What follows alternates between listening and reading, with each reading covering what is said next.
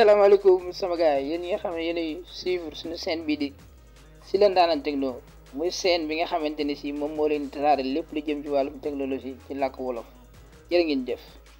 tey nag astuce bi leen di tey moom mooy naka ngay def ba xam sa WhatsApp duñ ko piraté wala piraté wuñ ko. bu fekkee duñ ko piraté nga mën koo désactiver, bu fekkee piraté wuñ ko nga mën koo sécuriser ba kenn du la mën a piraté. jangeen jëf. et pour loolu da ngay dem ci sa biir WhatsApp. léegi boo demee ci sa WhatsApp léegi da ngay ñëw fii ci 3 points yi ci kaw yi nga gis ci rox bi.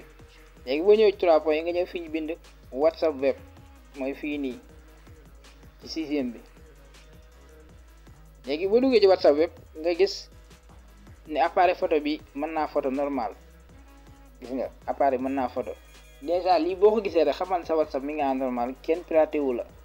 léegi nag pour xam ba xam sa WhatsApp di nga ko piraté wala piraté wuñ ko léegi da ngay defaat retour. bu fekkee da ngaa ñëw nga dugg fi nga gis fi lii.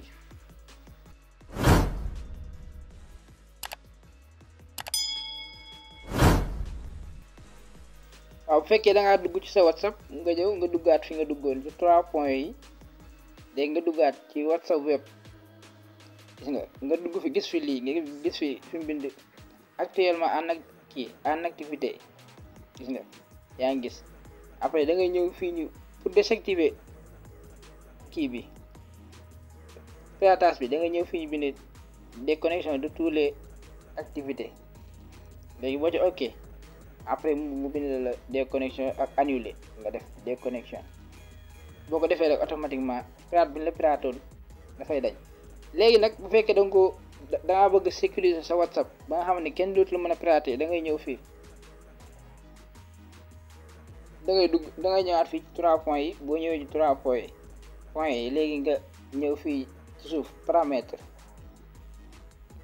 léegi boo ñëwee paramètre nga ñëw fi bind compte ci kaw. léegi boo ñëwee fi bind compte nga ñëw fii bind da nga ñëw fi bind vérification à 2 étapes. léegi boo ñëwee foofu nga def activer. léegi boo defee active fii dafa lay laaj pour nga def 6 chiffres. bu la neexee nga def 1 2 3 4 5 6 par exemple. après nga confirmer waat code bi. léegi boo ko defee da lay laaj adresse email. léegi boo defee adresse email pare da ngay ñëw suuf nga def suivant. léegi boo defee suivant après da lay laajaat pour nga defaat adresse email bi nga defaatoon da nga koy confirmer. léegi boo defee sa adresse email ba pare da nga ñëw nga def sauvegarde.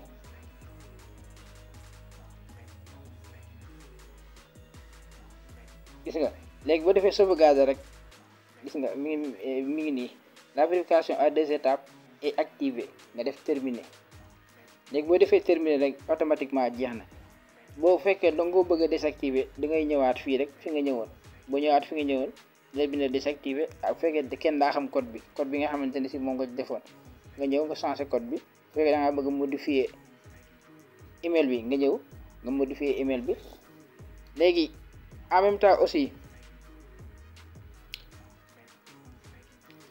mooy code bi nga xam ne moom nga defoon mu 6 chiffres yi. bu fekkee da ngay tijji sa WhatsApp par exemple sa WhatsApp bi dafa désactiver woon maanaam nga déinstallé woon ko di ko tijjiwaat. boo defee bu la envoyé code bi nga xam ne waa WhatsApp ñoo la koy envoyé ba pare ba nga tijji ko ba àgg fi nga war a duggee ci WhatsApp dafa lay laaj code 6 chiffres. code 6 chiffres yooyu nag moom mooy code bi nga xamante ne si moom nga defoon fii bi nga koy tijji. waaw code boobu moom mooy nekk foofu noonu. wala code boo ci def rek na nga ko xam bu baax pour bu ëllëgee bu lu ko laaj nga mën koo def. code boobu noonu mooy tax képp koo xamante ne si mbir lay bëgg a pirater su dee même bu yoroon sa numéro sax tijj ci WhatsApp xam nga nit mën naa yor sa numéro tijji ci WhatsApp. léegi dañ koy envoyé code bu ñu ko envoyé code mën na ci dugal mais bu demee ba foofu fekk dugalu code bi ñu ci dugaloon rek du mën a jàll ci biir WhatsApp bi quoi. code boobu moo tax code boobu pour nga xam ko yow dong muy baax quoi nga bañ ko partager ak keneen. waaye di leen wax ne astuce bi yaakaar naa dañ leen amal njariñ. di leen wax ne ngeen wéyee di sécuriser seen données yëpp bu ko defee ngeen gën a am sécurité. di leen wax ne jaa ngeen jëf. dinañ jox dig daje ci beneen vidéo incha allah jaa ngeen jëf waay.